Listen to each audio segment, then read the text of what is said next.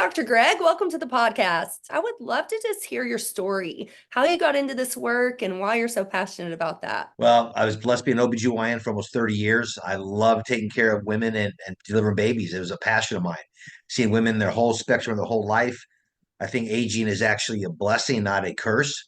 And I love life from the moment of conception. So I enjoyed it tremendously. This is not an option. To be optimal, you got to have optimal hormones. So we'll go through the details of why I got into it. But what bothered me was the scale has been changing because the population is getting sicker and sicker. We're calling values we used to call bad good now. And I think that's the biggest major problem. And the hormones have always been a basis of how we work. But here's the thing in my mind. It got me going on this whole thing. In both men and women, testosterone becomes estradiol. Both men and women, that's what happens. That function. Testosterone becomes estradiol, one enzyme called aromatase. Then the estrogen, as it builds up, goes back to the brain in the hypothalamic area to turn off the production of testosterone. It's a great negative feedback loop. It works fantastically. But what happens if you have an outside agency come into the system and mess up in the sense of they look like estrogens or they do something to estrogen or testosterone? And that's the neuroendocrine disruptors. I believe the xenoestrogens, the phthalates, the plastics, the pesticides, this makes it, I believe, a very hyperestrogenic state. For men, that's decreased sperm count. For women, I believe that might be fibroids, endometriosis. I believe we live in a hyperestrogenic state.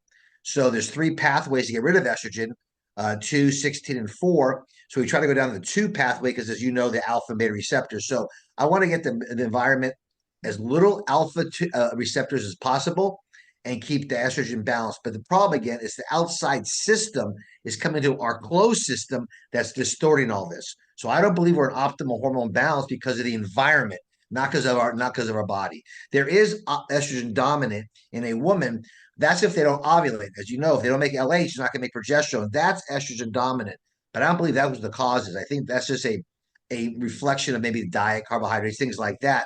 But what the problem is the outside estrogens. I can't stress that.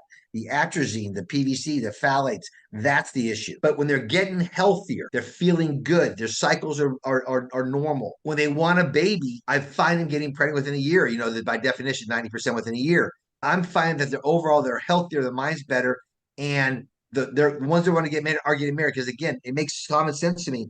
If your hormones are proper, your thyroid, your estrogen, your testosterone, progesterone, you have more chance for successful fertilization and successful implantation. You do the fertility every day. That's what you do every day. But yeah. I find, though, because you look at the effect of fertility, we'll think about iodine, vitamin D, testosterone. We don't think about those things because that makes the environment better for the fertilization, for the implantation. So the sad part is things we can't deal with. As Hebrew University did a study, they think by 2015, men in Western Europe and North America will be infertile. That's how fast sperm is going down.